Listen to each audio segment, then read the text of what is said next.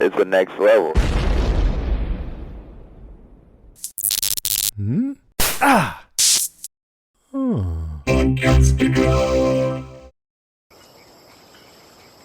It should be about 200 yards this way.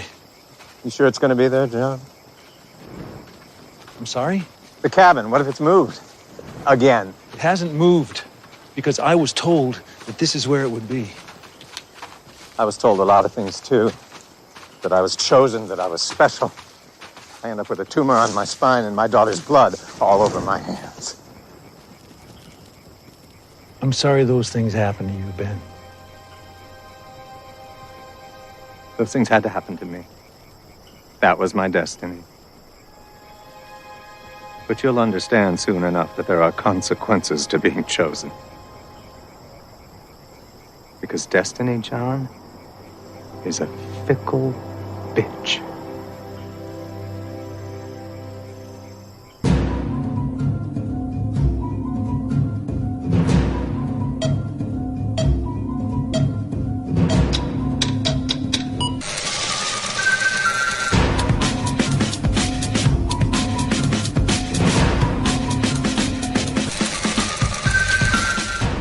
Welcome to another episode of We Have to Go Back, Lost Revisited, as we continue onward on the journey into the fourth season of the series. I'm Ben. And I'm Kristin. This week we move forward with our discussion of Season 4, Episode 11, Cabin Fever. And I'm going to say right now that my kids are home. They are they're doing their remote day. And I just heard ice in the background. So if the mic picks up a little funny business on my end, I apologize in advance. Hey, we are in a time and an age right now where most people are home, so It can only be expected. I've had cats meowing at my feet during these recordings. You've had dogs barking. It's to be expected at this point. I have a sticky note now for all of my meetings that say on mute because of dogs or kids. I love how the kids are in parentheses for people that can't see on the Zoom meeting. It says or kids in parentheses, which is amazing.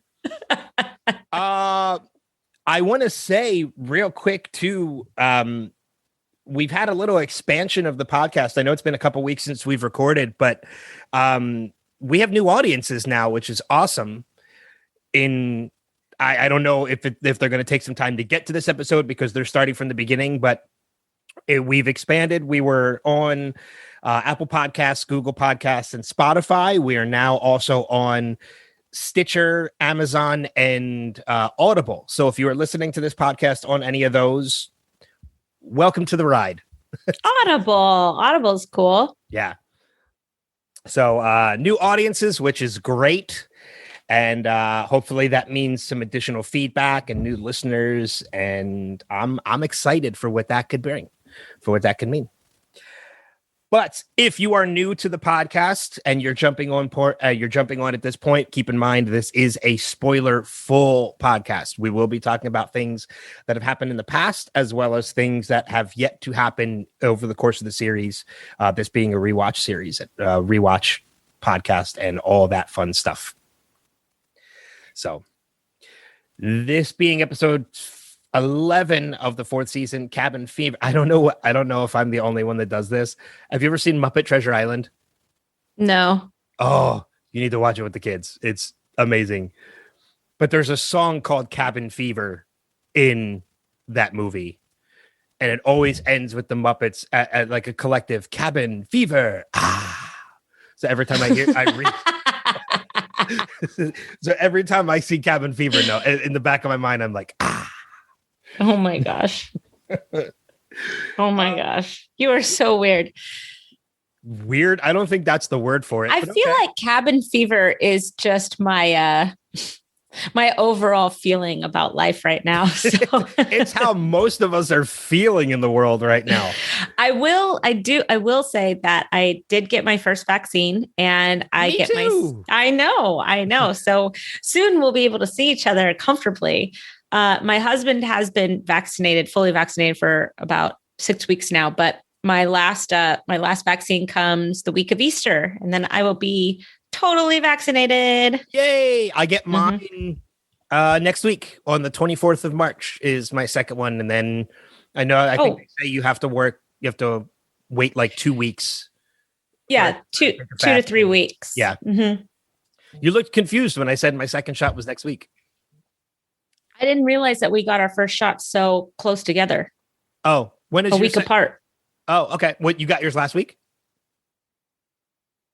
Well, who did you get? Did you get Pfizer or Moderna? Pfizer. So did I. Okay. And then I think it's a 3 week in between first and second shot. Yeah. Yeah. So my second appointment is for 4 weeks out because I'm supposed to be out of town 3 weeks out, but I might just go because I'm going to be in Charlotte for Easter. So I might just go and see who has a second shot for me that week. You're lucky they let you choose like that because here in Pennsylvania, it's automatically assigned to you and they tell you do not miss it. Well, yeah, but so I was overhearing somebody getting the shot the other day who was a walk-in and because somebody missed their appointment, which if you want the shot, if you want the vaccination and you're not eligible yet, I'm eligible and Ben is eligible. But if you're not eligible, just go skulk around in the Walgreens pharmacy because half of the appointments are being missed. And so they just wait for somebody to arrive to give them their shot because it's already been defrosted and they can't refreeze it. And I think Rite Aid is the same way. Okay. Because I got mine through a Rite Aid. So I think they're the same way. I think if you can check constantly to see if they're, because I'm constantly seeing appointments pop up here and there on Rite Aid's website. They go like very quickly. But if you have a day where you're just like not doing anything, like just go over there and just hang around. And I promise you something might come of it. But I was overhearing somebody who was getting that shot and she's like, well, I don't have a second appointment because I'm just getting this because you guys have something extra. And they're like, well, you can really go anywhere, blah, blah, blah, or make the appointment like 3 days before. But she basically told her, if you find a place, you have your card, you have the date, they'll give you your second shot. Oh, interesting. And I think that that's just because they're trying to get everybody vaccinated as quick as possible right now. Yeah. So it's like the rules change every day. Well, I mean, and thankfully, you know, we're in a place now in this country where by May 1st, doesn't matter what phase you were previously in, by May 1st, you're going to be eligible for the shot. It should have been that way from the beginning. I agree. But I do understand that the elderly and frontline workers should have been first, without a doubt, 100%. Yeah, I mean, but I'm immunocompromised, so it was, you know, thankfully I was originally 1C. I got bumped to 1A, and I was able to get the shot. So good. I'm thankful for that. I'm thankful you got it and Dave got it, and I have a number of other friends who have gotten it. And well, Dave is a frontline worker. Dave is for people that don't know, he's in the Navy and he's medical. So he got it first. Yeah. And that second shot is a doozy, by the way. Well, do you know if he got Pfizer or Moderna? I don't. Okay. But I do know that he went down for 18 hours. I heard the Moderna. You're listening to Vaccine Talk with Ben and Kristin. I've heard that the Moderna shot is worse. When it comes to the second shot, Pfizer is not as bad. But I know after I got that first shot, I felt a bit of nausea for probably maybe about 20 minutes afterwards, and then it subdued and I was fine. But I've heard from a number of people that if I got that little bout of nausea, I should prepare for being a little down for the count for a little bit after that second shot. I was fine. I went for a 3-mile run and I was fine. Lucky. It's I was different just for thirsty. everybody. Yeah, I was very thirsty. I had cotton mouth really bad, and I fell asleep in the kids' carpool lane, like picking up the kids from carpool. Totally passed out. My arm was sore for about a day. Yeah. Oh, yeah. Yeah. Very much so. And then I woke up and I thought I was sore from my workout, and I'm like, I don't remember doing arms yesterday. Why is it only one arm? What, this I is so know. And then weird. I said, oh yeah, I got a shot. I forgot. I'm weird too. I know like that Band-Aid that they put on your arm after you get a shot, like you could take that off within an hour because your arm is already healed. I wore it for like 2 days. It's kind of like a badge of honor. It's so weird. You're right. I am kind of weird. I told you. All right. Hey, let's talk about Lost. Yeah, let's do that because there's no vaccines in this episode. Whatever the timestamp is right now, we should just throw into the show notes. If you don't want to hear about the vaccine, go to this time. Jump to this point.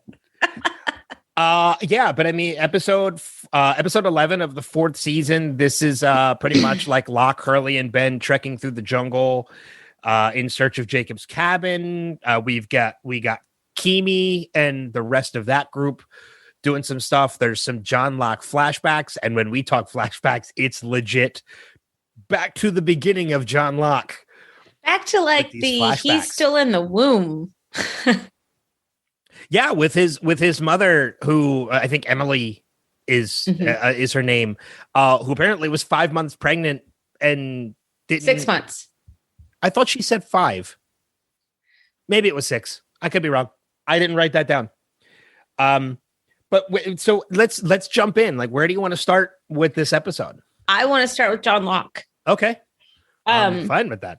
Yeah. So I have a lot of thoughts about what I feel that we learn more about John Locke in this episode than we have in all the episodes combined. Oh, I 100% agree.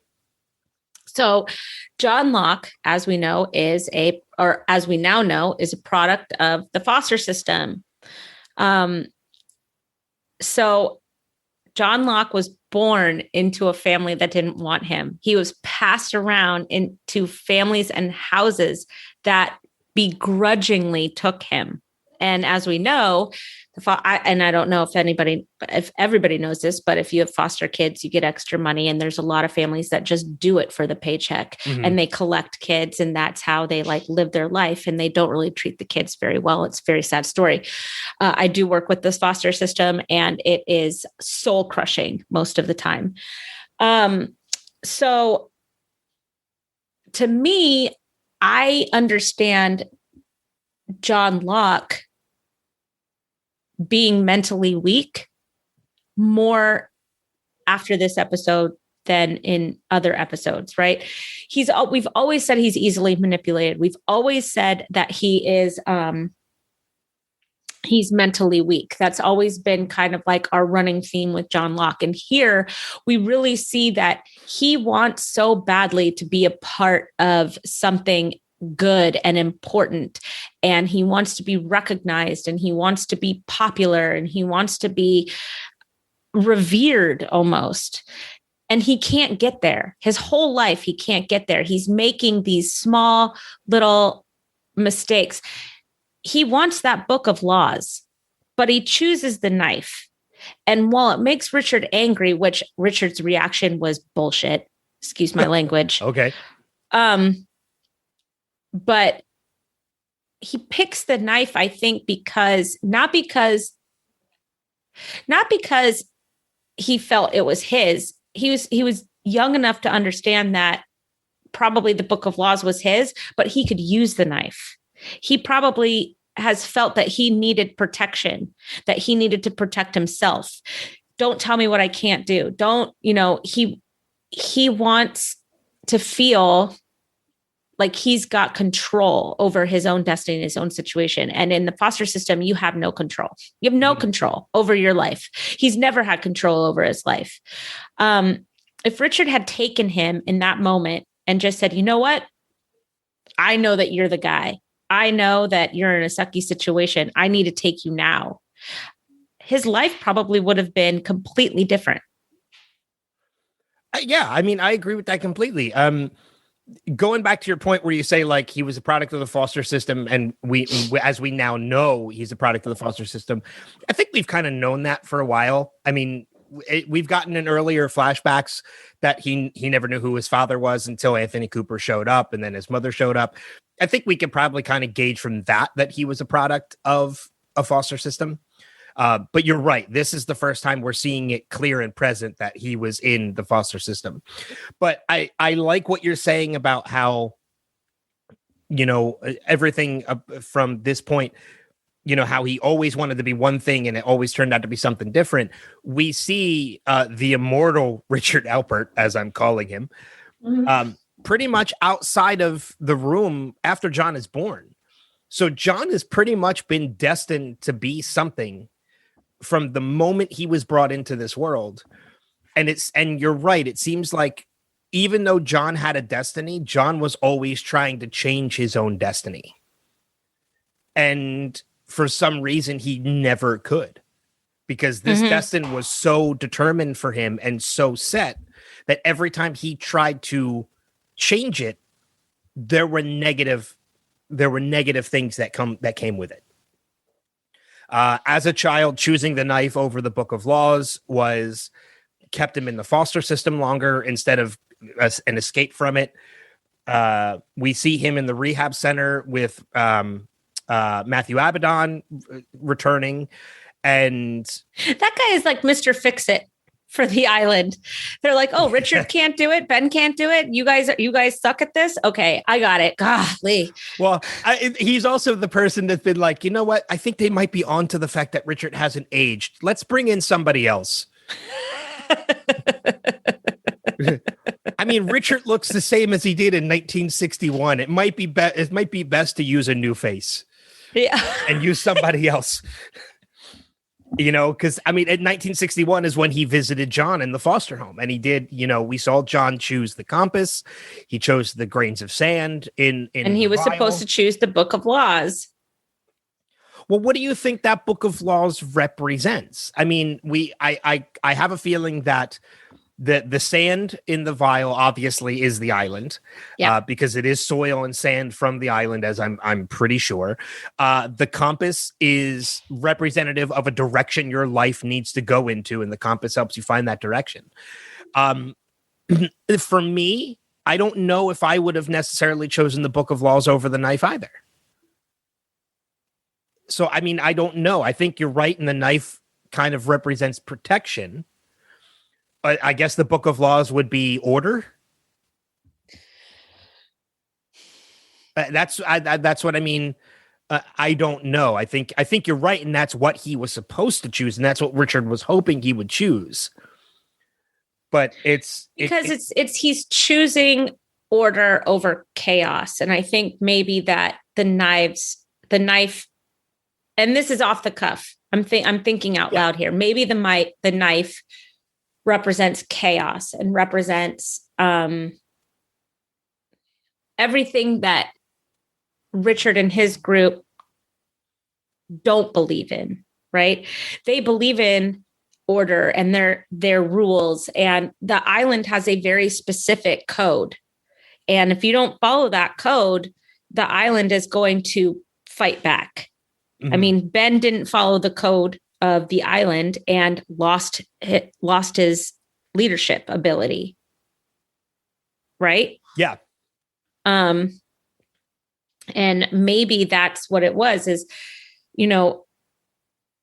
that I don't know though. Already belongs to him. That's something very specific, right? So the island, is Richard saying the island already belongs to Locke? Well, and that's something I wanted to bring up too, is, one of the things we've constantly toted off about over the past couple episodes, especially this season, is how it always seemed that Hurley was the true leader of this group. And this episode kind of throws a wrench into that, because we know that Jacob and the Man in Black are basically playing a chess game at this point, and all these people are their pawns. Mm-hmm. But if Richard works for Jacob, which we do know, again, we're going into spoiler territory here. Richard does indeed work for Jacob. He does not work for the Man in Black. So if Richard is there recruiting John Locke because John has been chosen, maybe John was originally chosen to be the new leader of this island, and the Man in Black played a game and bested Jacob. And because the knife, Hurley. The knife represents death. The knife and the laws represent life. The laws is Jacob. Jacob is the law. The man in black represents the violent end, the dark end, the knife end. So maybe Richard saw that as he was choosing sides with the man in black over Jacob, which is probably why he was so upset. Yeah, that could be it. Especially because I knew we'd talk this out. I knew we'd get there. We always do. But again, that kind of throws the wrench into the, like, well, Hurley was meant to be, you know, this person the whole time. But look again, what Hurley's. Sorry. No, go ahead. Look what Hurley's doing in the background, though, while Locke is on this like manic, crazed cabin search. He's there. He doesn't want to leave. And he's being kind to the most hated person on the island. He's like, do you want some of my candy bar?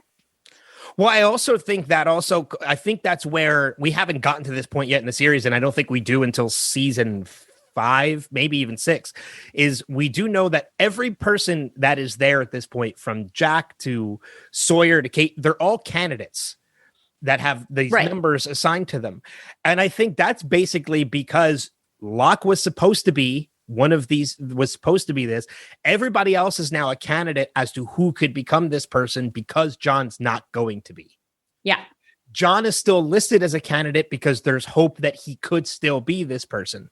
But now they have to have backups, which is where all these other people come into play now. And Hurley is just the one that takes that role because John never does. John actually becomes quite the opposite in the end of this. Actually, John doesn't even play into it. It's the man in black taking the form of John Locke, which we will get to next season. So yeah, I think that's you're right. I'm glad we talked this out. But you know what? And I want to make this real quick point, but we'll get to it a little bit later in the conversation. When you said, look at what Hurley is doing in the background, there is a lot of stuff happening in the background of scenes in this episode, and Ben is a key part to most of them. I love Ben sometimes. He's always been one of my favorite characters of the series. I've said that before. We're getting to the point now, though, that like you're kind of starting to come around on Ben. Yeah. Well, because you're starting to realize that Ben basically in some ways has also been manipulated. He's just become smart enough to outgrow it. He, you know what? If you were to do a compare and contrast on Ben and Locke, I mean, they both grew up in really screwed up situations. Well, that's going to lead me into this point, and I'm glad you said that. Have I set you up nicely? You have. You set me up perfectly. There is a scene in this, and it kind of ties into what you said about what Hurley's doing in the background and what I mentioned about Ben doing in the background.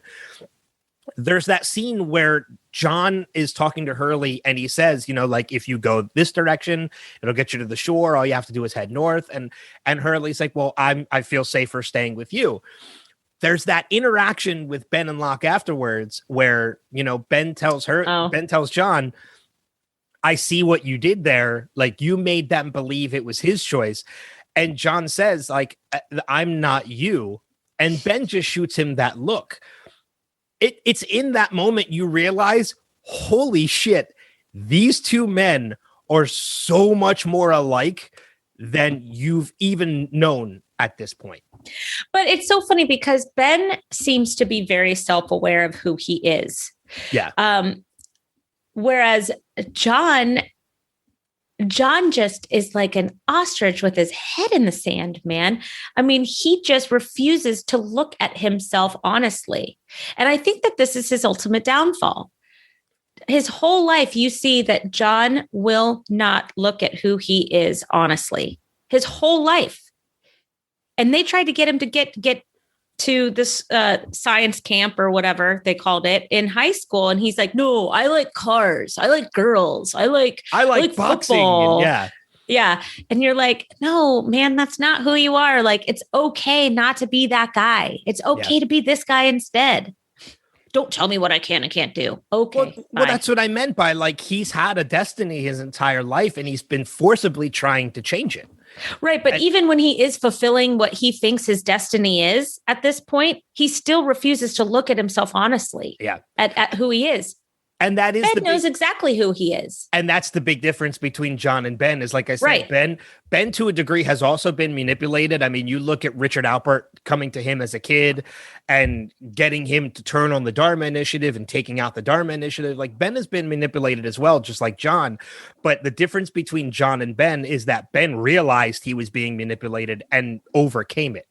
And became and he manipulated right back. Exactly. Well, I mean, that's the thing. If you realize you think you can manipulate me? Yeah. And he turns it right around on everybody. And he becomes instead the leader of Richard Alpert and not, Richard leading him. But I want to go back to that scene real quick, because when I mentioned things that are happening in the background, the second time I watched that scene, that when I was watching the episode the second time, I was watching that scene.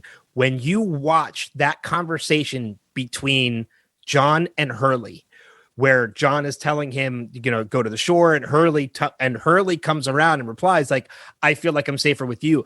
If you look at Ben in that scene, and props to Michael Emerson for his acting, because that's another reason I love this character so much, is because not just the writing, but Michael Emerson's portrayal of this character.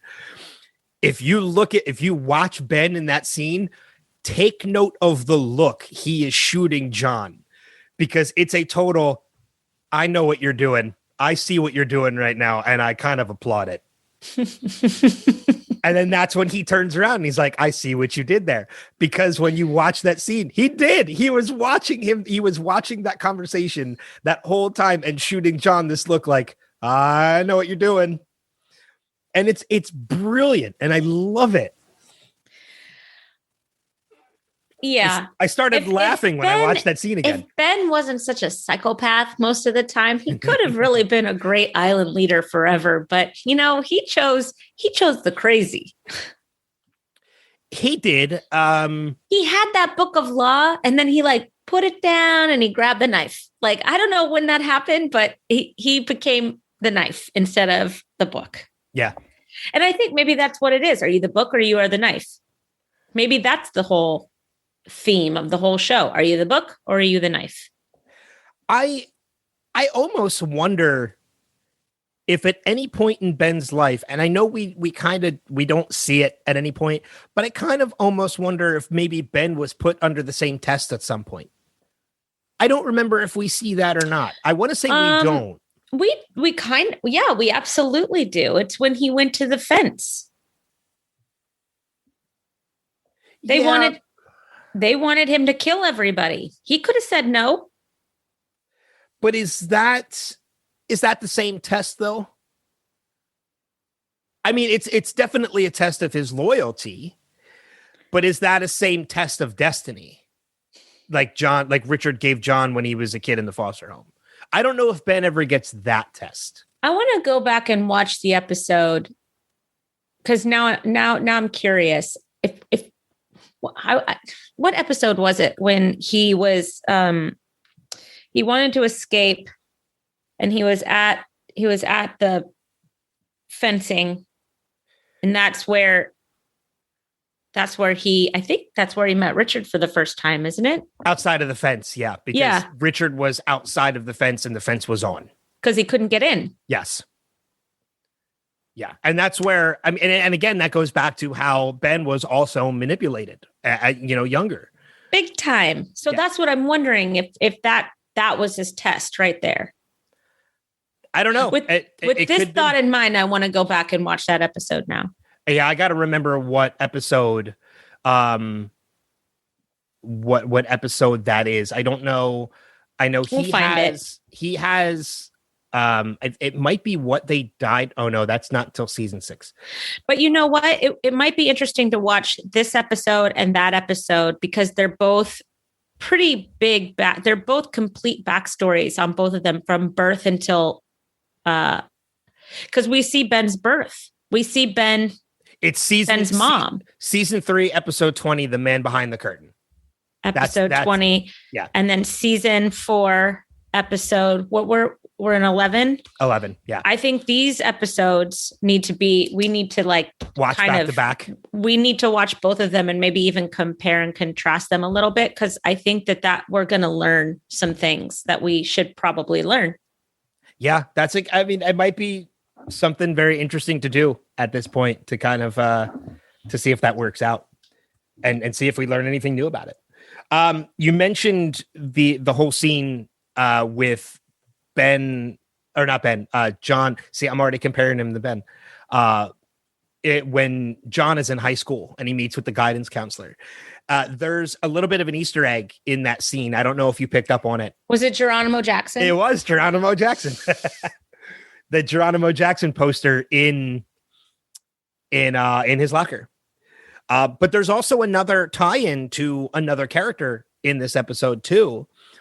When the guidance counselor gives John that brochure about the science school, is Middleos Laboratories, which is also how Richard Alpert recruited Juliet to the island. It was through Middleos Laboratories. So, this is another, it proves, that Ben, see, maybe this is it. Maybe this is the connection here, in that Ben wasn't destined to become a leader, but he was still supposed to be at that island because Richard and Middleos Laboratories was trying to recruit him to the island through Middleos. So he was supposed to be there. Not Ben. I see, now I've confused myself. John was recruited to the island, I guess, to fulfill his destiny, to further progress his destiny. So I take back what I said about, I was confusing it with Ben.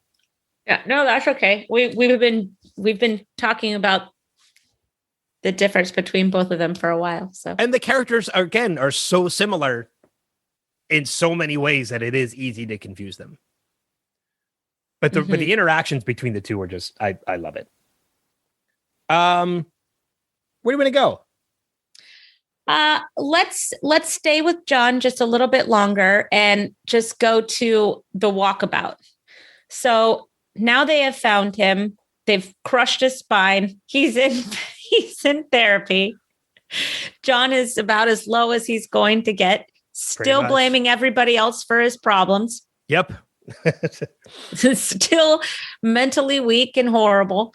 And we see, as we said, Matthew Abaddon. Why did he put him at the top of the stairs like that? I don't know, but there was a part of me that could not remember whether he pushed him down them or not. Me too. I was like, uh-oh. I'm like, wait, is he going to push him down the stairs? How do I not remember this? I had the same moment of panic. And I love it that happened because that's what John was also thinking, like, what are we doing here, buddy? Yeah. Yes, exactly. I want to say too, Lance Reddick who's the actor that plays Matthew Abaddon. I love him. He's one of those actors that when you see him, you instantly recognize him, and he has a voice. Yeah. That the moment you heard him talking, even before you saw his face, I'm like, oh, that's Matthew Abaddon. I remember now because that's Lance. I mean, he has been in. He's everything. He's another one that's kind of like, oh God, what's his name? He played the pilot in the pilot episode. He's another one of JJ's like golden boys. Like JJ puts him in everything. But he's another one too. Lance Reddick has been in a ton. He was in Fringe, which was another JJ show. I know he was in The Wire, which I haven't seen yet, but I need to. He was in Oz, which I haven't seen yet. I haven't seen The Wire either. Oh no, I've seen The Wire. I was thinking of The Shield. The Wire is real good. I want to see it, especially because of Idris Elba, but we're getting ahead of ourselves. The Wire is really good. I still need to watch Deadwood. Anyway, I need to start Deadwood. But yeah, the moment I heard that voice, I'm like, oh, I know who that is. I remember now. So, okay. But he does say a few things. We start to plant the seeds of the Australian walkabout, which is fine. However, he does say that he's much more than an orderly. And he also tells Locke that he will owe him one. Mm-hmm. Has he cashed in on that yet? I don't think he has. I don't think he has. And I'm wondering if I don't remember. And see, now we're at a point too, we've mentioned this before. We're at a point in the series where we kind of don't remember some of the stuff that's about to happen. I've seen the last 2 seasons twice through. I've seen the first 4 seasons like tons. Yeah. Well, I mean, and again, we've mentioned this before that like while there is a lot that happens in the first like 3 or 4 seasons, the complexity of the story in seasons 5 and 6 takes such an uptick that it's difficult to remember everything. It becomes more difficult. So even if you've watched the whole series the same number of times, it becomes more difficult to remember everything in 4 and 5 because the story complexity jumps up. It's like Game of Thrones. Like I there's so much shit that happens in the later seasons of Game of Thrones I don't remember. And I remember more, and it's also because it's a horrible ending of the series. But there's so much more I remember so much more of the earlier Game of Thrones than I do the end. It's not horrible. It's the finale. Garbage. The last season was garbage. It's garbage. Say it with me, garbage. But I'm trying to remember if we see garbage. Well, no, not see garbage. Garbage. If we see Matthew Abaddon again, I don't remember if we see him. And I'm. Let's see. We do. His last episode apparently is the life and death of Jeremy Bentham, which is next season. So we are going to see him again. So, I mean, maybe that's when we'll get the cash in. I don't know. And just to remind everybody, because I think that this is such a great thing to always remember for those of you that maybe are just casually listening to us, but we have mentioned it before. Abaddon comes from the Bible's reference to the angel of the bottomless pit, whose job it is to take souls to their destination in the last judgment. Okay. It's fitting. So fitting. It's especially in this episode. I mean, you know, we've talked before about how there are so many hands in directing these people to get to where they need to go. In particular, on Flight 815.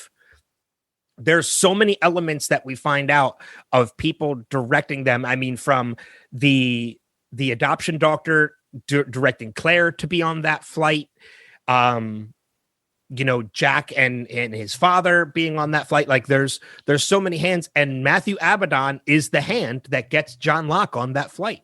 He tells him he needs to take the walkabout to Australia. Yep. Gets him on that flight, and gets him on the flight home because he gets to Australia, but he can't take the walkabout because he's in a wheelchair, which puts him on the flight home, which is the flight that crashes. Don't tell me what I can't do. That has become such another distinct line in this kind of like Live Together, Die Alone, and you know, so many others that we've heard. And Don't Tell Me What I Can't Do is the signature John Locke line. That's just so sad. A defiant, childish exclamation is what John Locke's character really comes down to. Don't tell me what I can't do. Don't tell me what I can't do. Abaddon also recruited Daniel Faraday, Miles Straum, Charlotte Lewis, and Frank Lapidus. I love Lapidus. I do too. I just like saying his name. Lapidus. You know what's funny? I've thought about this too. Like every time we've watched these episodes and we get the name Frank Lapidus, I'm always like, I know that name from somewhere else. And I realized where it was. It has nothing to do with Lost. But if you've ever seen the musical The Producers, when there are people auditioning for the role of Adolf Hitler in Springtime for Hitler, there's a scene where one of the casting directors is out there and he's calling Frank Lepidus, and he's calling this name, and somebody whispers in his ear and he's like, Frank Lapidus, because he was trying to like class up a name, and it was just Frank Lapidus. He was like Frank Lapidus, and that's where I know it from. It's also from The Producers. That's funny. Don't try to Lost at all. It's a happy coincidence. I like in that scene too, like as shitty as John is and as down as he is, and he blames everybody else. When Abaddon gives him that story about like how I took a walkabout and I became a different person, and John's reaction was, and look at you, a hospital orderly. I'm like, you sarcastic asshole. Like, he's trying to help you and you're still turning against him. Like, you're a jerk. I love it. I love it. What about you? Where do you want to go? There's still some John Locke stuff we need to touch on, especially the cabin and meeting Horace. But we can kind of break away from that for a minute. I want to talk a little bit about the stuff on the ship, because there is something we really need to talk about on this. Is it that you were right and that the doctor was still alive? Yes, but there's some confusing elements to this, because we know that time is wonky when it comes to this island. The doctor, when Daniel is talking on the phone for the loadout, it's fired from the ship well before it arrives on the island.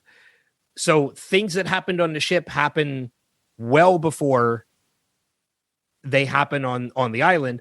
But yet this is a reverse occurrence where the doctor washed up on shore before he even died on the boat. And there's only one explanation I can come up with. And if you think I'm wrong, please tell me. When the loadout happened, Daniel was speaking over the phone. However, when the message was relayed, he was Morse coding. It was Morse coding. So it wasn't a voice connection. It was a kind of signal connection, which we have seen in the past from when Hurley and Saeed fix the radio and they get that radio signal that's playing like the old timey music. So maybe its signals work differently than just voice. Like voice, there's a direct connection, because also don't forget when Lapidus flies over and drops the satellite phone, that's in real time. Yeah. So there's a lot of confusing elements to how time works between this island and everything off of it. Not to mention in the last episode, when we see Ben off the island, it's like weeks later when he finally arrives in Tunisia. You know, he leaves the island at one time and he arrives like a week or two, like a little bit later. Well, and we're going to learn very soon that the island can move. Yes. But we're going to learn like by the end of this episode that the island can move. I love how you corrected that. We're going to learn a little bit later. I mean, we're going to learn by the end of this episode that the island can move. Well, but okay, so that alone, that statement alone is weird enough, right? But it doesn't just move, it moves in time. Yes, it doesn't move in place. It moves in time. So our assumptions about moving the island are kind of wonky to begin with, right? We assume move the island. So there's a time travel element that is about to be explained to us. Probably, I can't remember if it's by the end of this season, because we're about to have the 3 episodes of the finale, or if we learn that they skip in time next season, because we see it island jumps. There's a lot of jumping that happens when the flash of light happens and everybody gets all spun up again. And then they're like, oh no, it's going to happen again. Here we go. Oh no, we see it this season. No. I know that, but I don't know if we're told that it's time or if we're told that it's place. I don't think we're told. Well, see, here's the thing. I actually think it's both. Because if we remember, there are like things that disappeared in the Indian Ocean that have arrived on the island. So I actually think when the island jumps in time, it also does move in place. And it jumps throughout, because like I said, we've seen like things that have disappeared over the Indian Ocean have arrived, have landed, have been discovered on this island. Do you think that the plane wreckage then is not a hoax and that their plane might have crashed exactly where they found the wreckage, but then they moved the island? Oh no, we know for a fact it's coming next season. It's revealed that it was a hoax, that Charles Whitmore put all those bodies down there. Wouldn't it be interesting though if it wasn't? Wouldn't that be cooler? Well, that would mean they're all in two places at once. I know. They actually did die and survive. Man, that would so overcomplicate the series more than it already is. I think it would simplify it a little bit, but okay. They were dead to begin with, as many people predicted from the first season of the show. But I mean, like, yeah, I don't think it's revealed it's time travel, because we know by the end of this season, as we're going to see the Oceanic Six in a boat floating in the water, floating in the ocean, as there's a huge flash of light and poof, the island disappears. Mm-hmm. So I think we're left with that mystery, that cliffhanger. Okay, what happened to the island? I don't think it's revealed until next season where the island disappeared to, that it's in time and it's wherever it is, because the Oceanic Six just see it disappear. And then that's where we're left. Yeah. Cause I just remembered, holy shit, we're heading into the finale next week. Yeah. Part 1 of the finale is next week. Yeah. Which I'm really excited for now. Yeah. I like this finale. But yes, I mean, there's definitely some wonky stuff. Like, yeah, I remembered correctly that the doctor dies after being discovered washing up on the beach.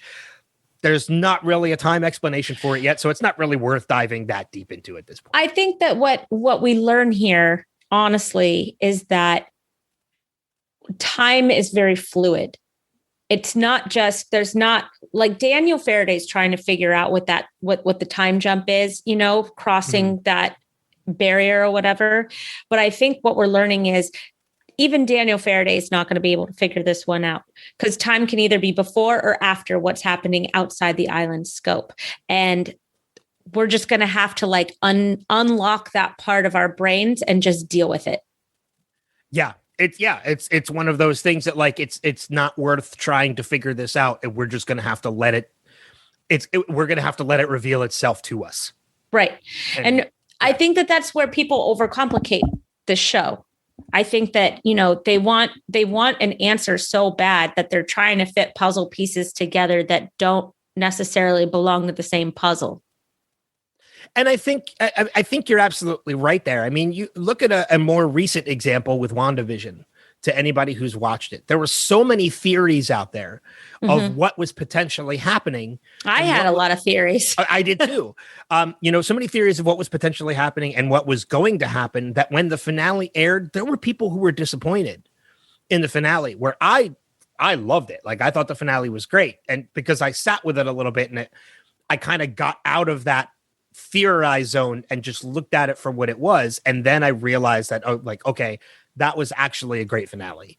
If I could suggest to anybody, watch these Marvel shows with kids, man, because the kids are there for the ride, and it's so fun because you watch it with a kid and you're there for the ride too. My friend Morgan has been, her boyfriend has never seen the Marvel movies, and she's been, because of WandaVision and her love for WandaVision, he finally said, okay, I will sit down and I will watch these movies with you. And she's been tweeting about the experience of rewatching them. And she is like, she's getting a new appreciation for the movies, watching with someone who's never seen them before. Mm-hmm. And that gets me excited, because I'm now looking forward to her next tweet to see what his reaction is to these movies. I'll tell you what, because we pre-watch all shows and all movies before we let our kids watch them. I think you have to nowadays. Yeah. Yeah. But with WandaVision, we sat down and we all watched it together because we knew it wasn't going to be anything that they hadn't already seen in Endgame. One of my favorite things to do when WandaVision was on, and I'll probably do it during Falcon and Winter Soldier too. And I know we're kind of getting off topic, but that happened. Kind of. We're not even in the same universe anymore. Anytime there was a big reveal in WandaVision, I liked going on YouTube and watching reaction videos to people who are watching it. And so many of them were families watching together, and watching family reactions were the best reactions I loved watching. Oh, we have a picture just this is the last thing I'm going to say before we go back to Lost, but we have a picture of our daughter at age like 3 watching Tell me Empire Strikes Back. Empire Strikes Back. Yes. Yep. I love it. And thank you. I totally blanked out right there. I was like, I kept thinking Empire of the Sun, and I was like, that's wrong. That's not right. That's not right. Why are you showing that to your daughter? But Dave was ready, right? Because he knew it was coming because it's his favorite thing in the whole world of Star Wars. Anybody that knows my husband knows this. Mm-hmm. And so he's just like sitting there with his phone. It's up like this. And he just starts going, just taking all these pictures. And we have a picture of her. Her eyes are as big as saucers. And she's got both hands over her mouth as she's hearing, Luke, I am your father. No. You need to send me that picture because I'll send you that picture. It's a great picture. She's so teeny tiny, and her world is like just being rocked. And I love those videos on YouTube too of kids discovering that for the first time. So Danny's not very emotive. She's like her dad, right? But her face is like as she internalizes stuff. That's why we take pictures with her. Like Adam. And look, if you haven't seen all of Star Wars at this point, sorry.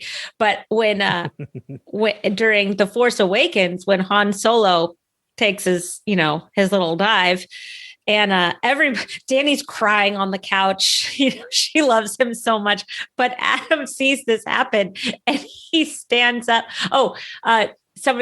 Danny says, "There goes Han Solo." And Adam stands up with a lightsaber in his hand and he goes, "But we still have Kylo Ren." Triumphantly. I'm two very different kids. And I always attest to people too. Like I've seen people like post on social media, like, "Hey, about to watch like Star Wars with my kids for the first time. Like, what order should I watch?" And anytime I see somebody say like, "Start with the prequels," I'm like, "No, what are you crazy? Like, don't start with the prequels because it ruins that whole reveal." Nah, okay, that's true. But my daughter's favorite Star Wars movie is Attack of the Clones. She loves it. All right. Because I've always said like jumping back to Marvel and then we'll jump back to Lost. We'll kind of backtrack here. Hey, we're like the island. We're skipping. If there was any movie that I could erase from my memory to rewatch for the first time, to experience it for the first time again, it's Endgame. Because I had so much emotion watching that movie. Because that is still to this day one of the greatest theater experiences I've ever had was seeing Endgame opening night and being with everybody yelling and crying. Yeah, but Endgame never gets terrible. I've seen it. You know this. I've seen it so many times. Yeah, I do. Ben will call me the next day. And he's like, "Why are you watching Endgame so many times?" I never questioned you watching Endgame so many times because I'm the same way. And I get emotional every time I watch it. Well, I skip through one very specific scene because I can't watch it. Which scene is that? It's in space. It's in space. There's so much. It's during the time heist. I don't want to do any spoilers on Endgame. Right. Well, tell me later. It's a giant spoiler that happens in space during the time heist. A giant spoiler that happens in space during the time. Oh, yep. Okay. Yep. Jeez. Yep. Never mind. Got it. Happened in space during the time heist. Let's get back to Lost, shall we? Okay. Yeah. So I mean, just weirdest code I've ever said. And it took me a second to get it too. I know. Getting back to, wrapping things up with Kimi and Lapidus and everybody on the boat.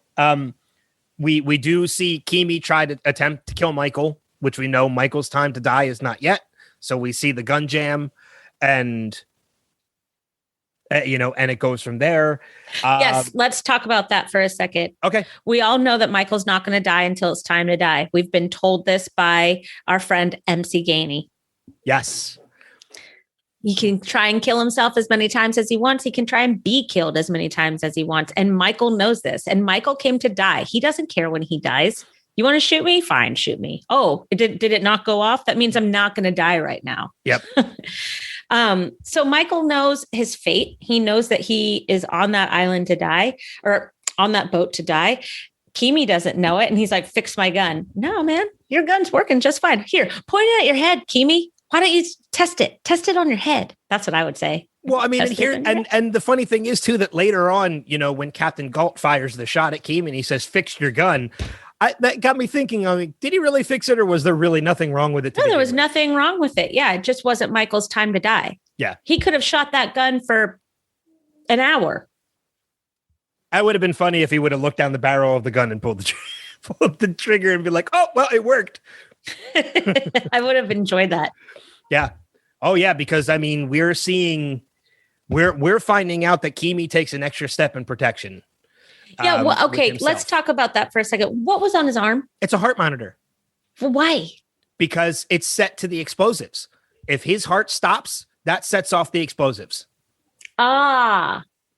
Meaning Kimi can't be killed. If he can, everybody else dies.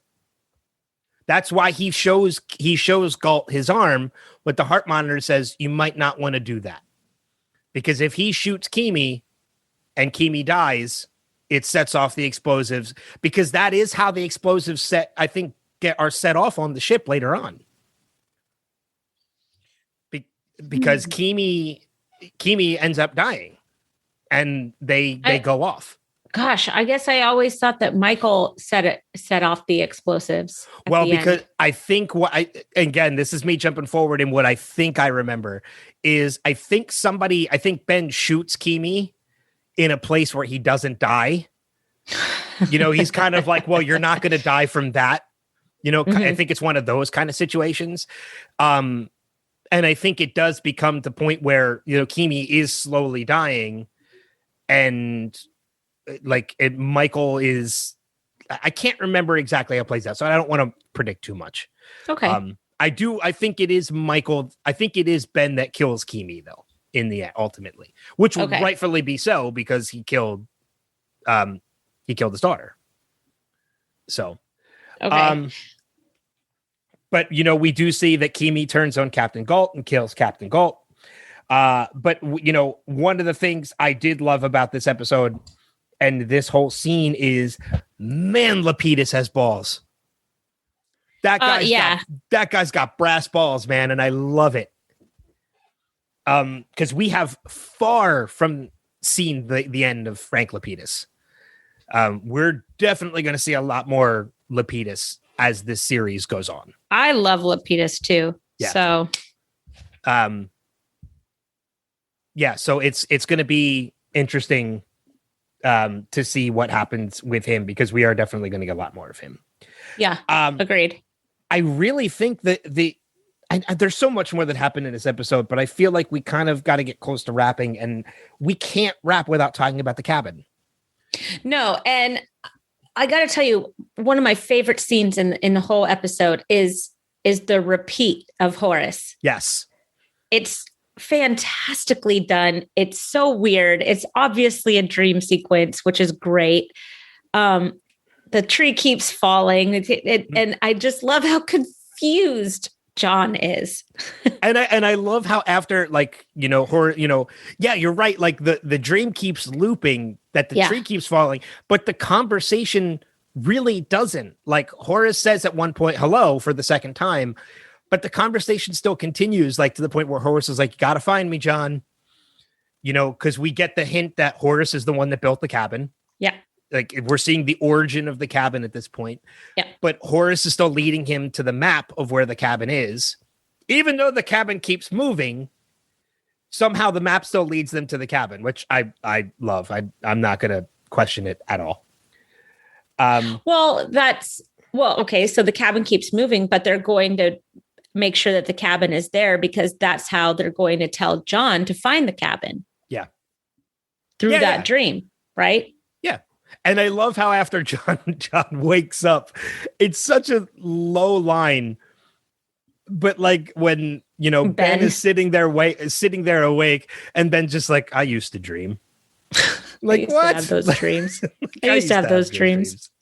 Like he knows he's out at this point, and John is the one that's destined to do this. Ben is starting to realize at this point that Ben is no longer part of Jacob's plan, and John is. Gosh, I would feel relief from that. Well, I mean, I don't know if I would find relief or if I would be worried, because everything that Ben has done up to this point has kind of been in the name of Jacob. So he's had reasoning behind everything he's done, both good and bad. But now he doesn't have Jacob. Jacob doesn't have it. He's realizing Jacob doesn't have his back anymore. So I would be worried, like, okay, like I have no longer have protection from anything I do at this point. Yeah. Which is why I think we start to see a different side of Ben from here on out, because he knows now he's got no protection. Like he's now responsible for all of his actions. So that's interesting. I'm going to keep that in mind going forward as we watch. Yeah. But yeah, I mean, we do see that, John does eventually find the cabin, and who is inside but Christian Shepherd. And Claire, who we saw at some point go off. Well, we didn't see it. We were told by Miles that she went off with Christian, who we know at this point is obviously not Christian, because Christian is dead. This is somebody taking the form of Christian. Well, Claire sure believes it's her dad. Enough to leave her child behind. Yeah. I agree with that. Claire is like in a weird place. Oh, Claire never gets out of that weird place. No, she's kind of drug off the island in the end, and she's still in the same mindset that she's in right now. Yeah. That's really, for the most part, a lot of the stuff that I have. A couple little notes here and there. Going to Kimi in the second protocol, the book that he pulled out of the safe has the orchid logo on it, which is the same logo that's also on the jacket the parka that Ben is wearing when he ends up in Tunisia. So we know that book is related to the Orchid Station, which is where obviously Ben is headed at this point. John coming out of the cabin saying we have to move the island, which we kind of talked about earlier. And the only final note I have is the other scene that I really enjoyed, and it was basically more for the reaction and the way this scene was shot, was when John takes Hurley and Ben to the death pit, and and Hurley says, like, what happened to them? And John's like, he did. And John just kind of steps out of frame, and you see Ben and the look on Ben's face is just like, yeah, that's true. And then it cuts to black. Yeah. Okay, sure. Yep. Yeah. It was me. It's like, yep, can't deny it. That's true. I am a mass murderer. Yeah. Let's all go camping. Let's all go camping. Any other notes on your end of anything that you want to? No, I've said everything. I crossed it all out. There might be one or two things we're missing, and if we do, we apologize. But there's a lot that happens in this episode. But we also just really wanted to talk about Marvel at the same time. So I know, really, Marvel and vaccinations. That's the two things we really wanted to talk about. Lost was just our reasoning to have this conversation. But no, if we did forget anything, let us know in the form of feedback. There are multiple ways that you can do that. First, we're on Facebook at facebook.com/Lost Revisited. If you, we're also on Twitter at Lost Revisit Pod, and we're on Instagram at Lost Revisited Pod. Sorry. That's all right. You can email us at lostrevisitedpod@gmail.com. And if you'd like to leave us a message, you can record it yourself and send it to our email. Absolutely. And if you like the show, be sure to leave us a review on Apple Podcasts or whatever platform you listen on that gives you the option to leave reviews. And we would greatly appreciate the reviews if you leave it. So that brings us to some feedback. 2 stars. They never talk about Lost. You know what? I will say real quick, I have gotten messages on Facebook from people who actually enjoy the kind of tangents that we take. They say it actually it really like it personalizes the show. Well, that's good. Then we're real personal. Yeah. So Exactly. But that does leave us to a piece of feedback that we have, and that is from our friend Steve Brown. So we will go ahead and play that now. Hey, Ben and Kristin, it's Steve. Just about to start my second watch of Cabin Fever. She does not look 6 months pregnant. I guess maybe she is. I don't know. I don't know pregnant women. This conversation is hilarious. These 3 guys. I'm following him. I'm not even in front. Only bad part of a recording as I watch it is time. I don't want to go too over time, and I just wasted 5 seconds. Great. Oh, an eye-opening scene after the Lost title card. Hey, that guy was in the X-Files, right? He was Toombs, the guy with the stretchy guy. Yeah. this stretchy Do guy. they ever explain Richard Alpert? Like, my brain says, I don't think they ever did. Just wondering.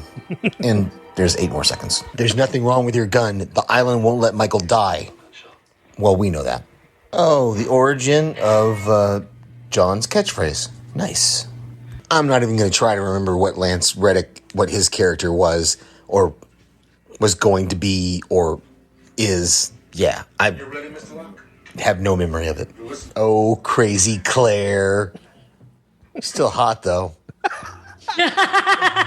Envy you picking a moment to use to introduce this episode on the podcast, because there's so many good lines and conversations and back and forths that I can't wait to hear what you decide is going to be the opening to this podcast. All right. Talk to you later. I love Steve's commentary. Still hot though. Still hot though. I thought we always get, like, the past couple times he's left us feedback, we've gotten those classic little one-liners, which is great. He stepped it up this week because there was a couple where he was like, I'm not even gonna talk about time. That was 5 seconds. And then later on he's like, that's 8 more seconds. And I thought they were the best ones. He's like, oh, crazy Claire. Still hot though. Like, it's just, oh my God. Thank you, Steve, for that feedback. It's so great. But yeah, encourage you to leave feedback, whether it's something we forgot, something you agree with, something you disagree with. Let us know and leave us that feedback. But that leads us to our recommendations for the week. Things outside of the world of Lost and Marvel and DC. Or it could be Marvel that we want to recommend you guys as our listeners to check out. So I'm going to pre-recommend that everybody should watch The Falcon and the Winter Soldier. I knew that was coming. Well, of course it was. Yeah, I'm with you on that one. I'm really anticipating that series. I think Anthony Mackie and Sebastian Stan have such great rapport and on-screen chemistry together that I can't wait for this series. They're my favorite part of any. What was it? Was it Civil War where they're like, I hate you? It was Civil War. You couldn't have done that earlier. I hate you. When they were in the back of the bus. Yes, that was what I was going to bring up. Can you move? Can you move to the side? No. Well, not only that, but when they're looking at Cap and they're nodding. when Cap kisses Sharon Carter and it cuts to the two of them and they're just giving that little nod of approval to Cap. It's so good. Like Falcon and Winter Soldier is going to have like a ton of action. It's going to have humor. It's going to be everything. Yeah. And I can't wait. Hey, Sebastian Stan is in Once Upon a Time. Is he? He is. I was shocked too, because I've seen it before. Who is he in Once Upon a Time? Plays the Mad Hatter. Whoa, oh, now I really can't wait till we finish Lost and talk about Once Upon a Time. He's excellent in it. Outside of Falcon and Winter Soldier, any other recommendations? WandaVision. Go back and watch WandaVision. Yeah. The only other recommendation I have, I made the same recommendation last episode and I'm sticking to it because my God, this has become one of my favorite shows on television right now, is Resident Alien with Oh, Alan yeah. Tudyk. That show gets better and better every episode. And there's 7 episodes in. The 8th episode airs this week. I don't think there has been one episode that hasn't left me in tears from laughing. I love that. He is so brilliant in this role. The show is hysterical. So if you have the option, if you have the ability to watch it, it's a sci-fi show, as in like Sci-Fi Network. And I know it's available on Peacock TV, which is the new NBC Universal streaming app that just launched. If you have the ability to check it out, check out Resident Alien. It's 10 episodes. The season is 10 episodes. They're already 7 in, so it's easy to catch up. They're hour-long episodes. It's just, I promise you will laugh at this I show. love that. I love it. I know that we have a lot of listeners that are also big Walking Dead fans. And I just wanted to say that I have found it very, very exciting and thrilling that Stephen Yeun has been nominated for Best Actor. He is the first Asian American in the history of the Oscars to be nominated for this award for the movie Minari. And I haven't seen it yet. I just want to sit down and be able to watch it and not watch it in little chunks. But I hear it's fantastic. And I can't wait to watch it. I've seen the trailer and it looks like it's like half in Korean and half in English. The trailer made me cry. The trailer. I cannot wait to watch this movie. I have not seen it yet either. I have not watched the trailer. I'm not going to. I'm going to jump right into the movie because I don't want the trailer to lead me in any direction. And it won't. The trailer's very, very good. The trailer's very good. But I will say that it looks, I mean, anybody that's a Walking Dead fan that has watched it from the beginning has always known that Stephen Yeun is a fantastic actor. Do you know he's in an episode of Big Bang Theory? Yeah.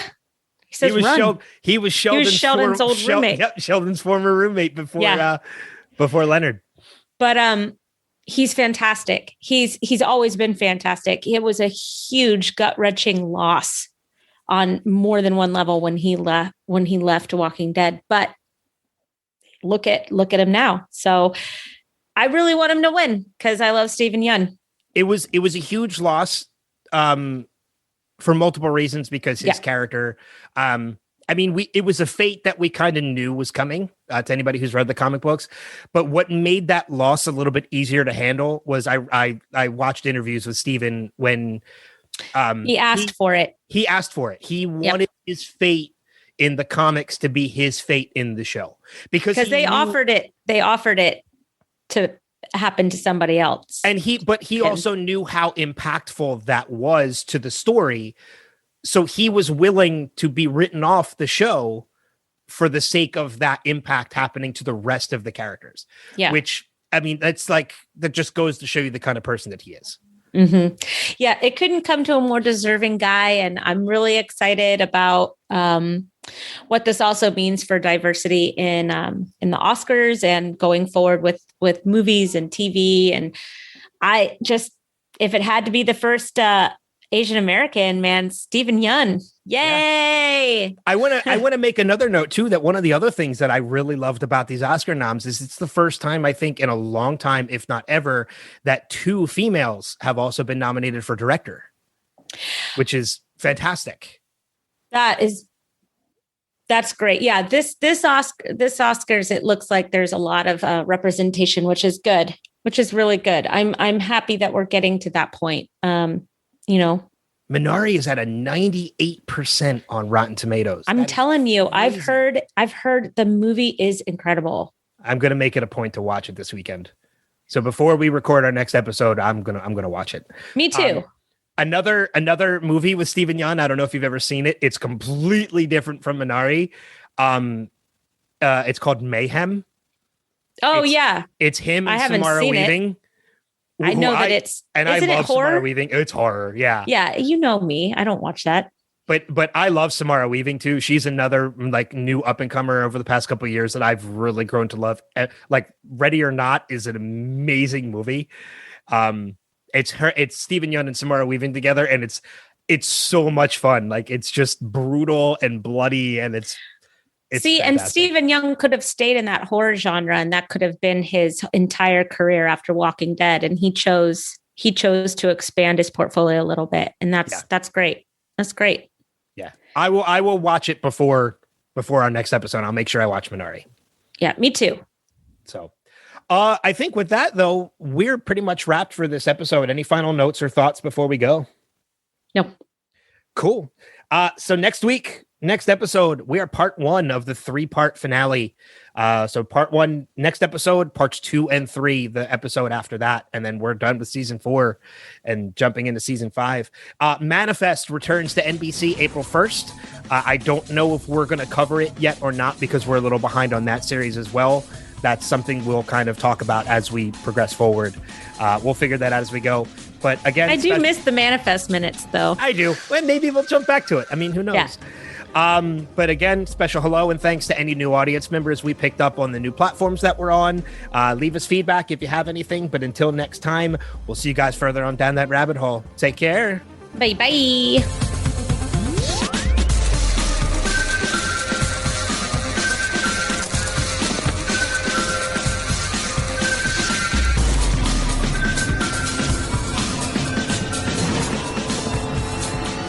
We have to go back, Kate.